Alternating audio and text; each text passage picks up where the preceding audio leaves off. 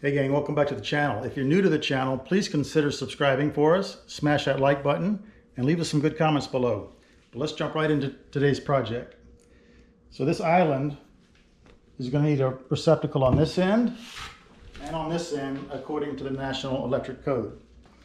So I've already removed this drawer and pulled out this wire that we ran. Go back and check our video when we put this in a conduit under the slab. And then we pulled it out of the wall and it comes through our cabinet right back here. You think I got enough wire, Jordan? Almost. It's going to be close. All right. So let's show you what we're going to put in here. I've only got 1.5 inches between the face of this cabinet and that drawer.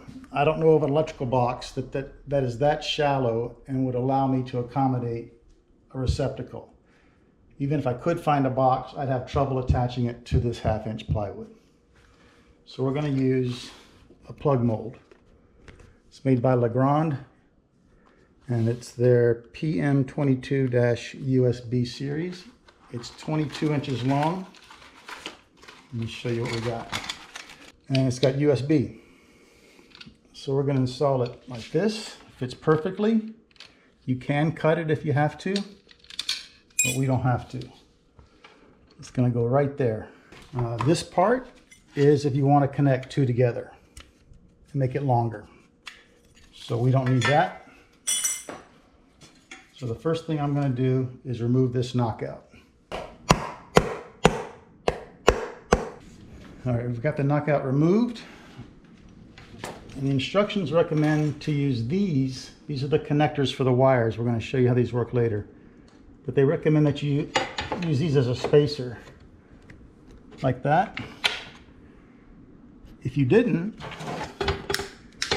and you put that flush, you might have a hard time getting a plug in there because it's going to hit this. Sure. So if you're near an adjacent edge, you need to space it away a little bit.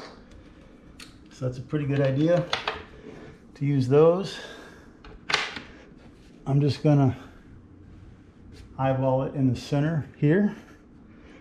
Take my pencil and inscribe that circle. Now, here's where the instructions to me really go wrong. They recommend that you use one of these.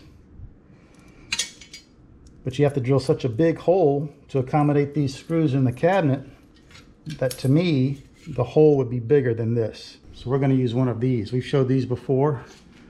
This is a Halex brand 75105B 1/2 inch knockout connector.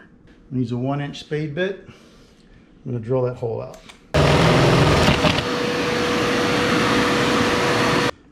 We've got this drilled for 3 screws. I put 3 in it because it's going to have a lot of force on it when you're unplugging plugs from it. Now this is a tiny detail, but it's going to matter. See how the black or the hot wire is at the bottom? Well, actually, when I put it in like that, it's going to be at the top. So I want the black to be at the top as it enters the box.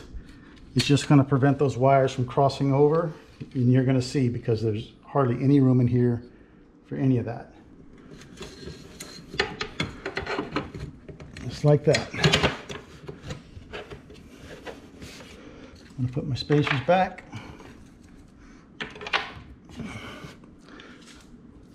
And I'm going to mark the 3 holes that we drilled. 1, 2, 3.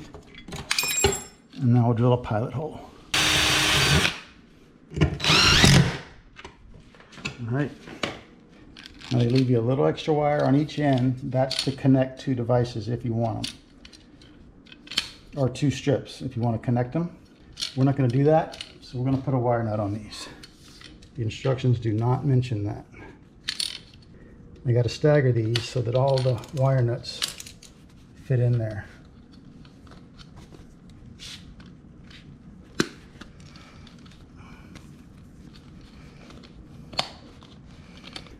And so the way these work, it's a push-in connector. Now I know I said previously I would never use a push-in connector.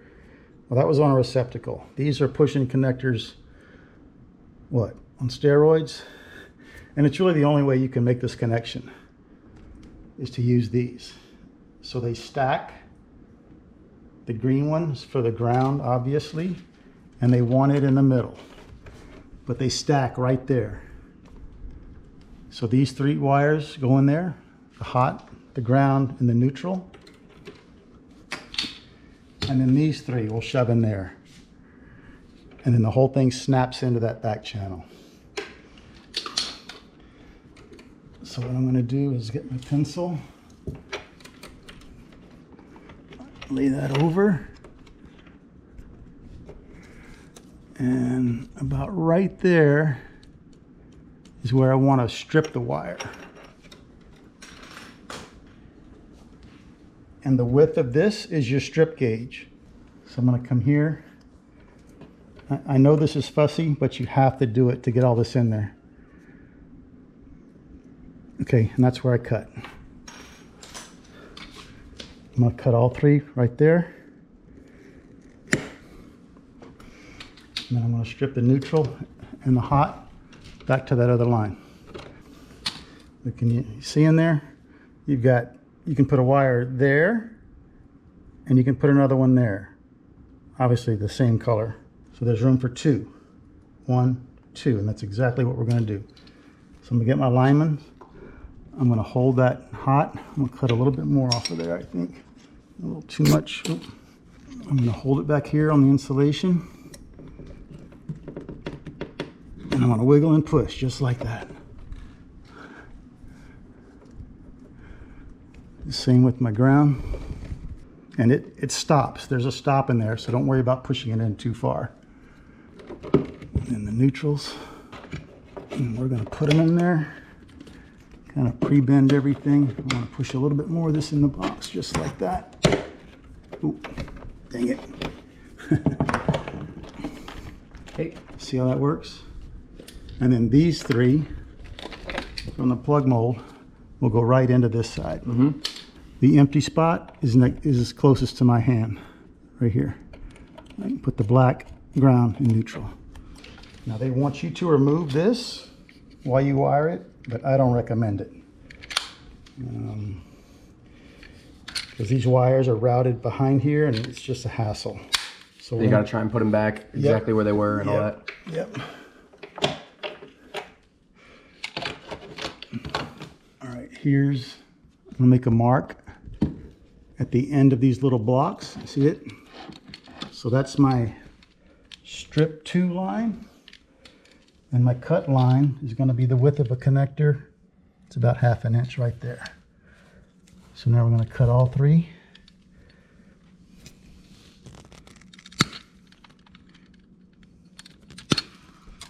And I'm going to strip all 3. And now we're ready to push those in there. It's going to be fun. All right, so another thing we're always talking about is how you bond the metal boxes to your ground, right? So that if this hot wire ever touches the metal, it'll trip the breaker. There's no provisions for a ground screw on there, so how are they doing that? Can you see these little prongs right here with the little teeth on them? That's connected to the ground.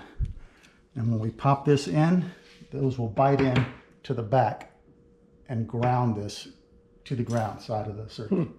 Right, so once you just hold that up so it doesn't scratch the cabinets, and I'll start on the neutral. And 1. Let's see if it'll go in a little further. That's it. 2. All right, I'm in. And this is kind of new. I've done a lot of these, and you had to do wire nuts. Can you imagine how hard that would be? To get 3 wire nuts in there? Yeah. All right, so I'm going to stack them. There. See that? They're inside that piece. Let's see if you can reach in there and pull that wire, Jordan. All right, I think it's ready to go. I've got a wooden block.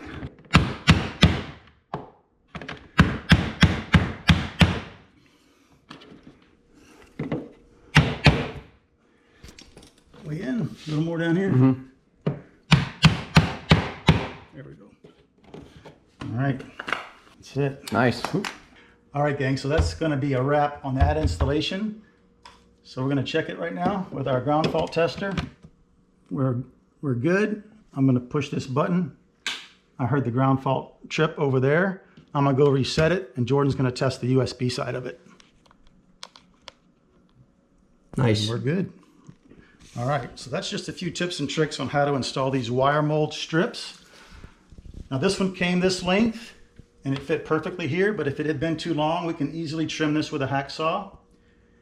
And these come up to, I think, 8 feet long. So if you wanted to put one of these in your shop or somewhere else in your house, and you had a receptacle that you wanted to put this, you want to install this in place of the receptacle, take your receptacle out, buy a single gang metal cover plate with a 1/2 inch knockout in the middle, and then from that knockout, you would feed the back of this. I hope that makes sense. Maybe we'll do that later in our garage renovation, huh? Sure. So that's going to be a wrap for this video. We appreciate you tuning in. Give us a like down below, drop a comment, ask us a question. We'll be happy to respond, and subscribe if you haven't already. We really appreciate that, and we'll see you on the next project.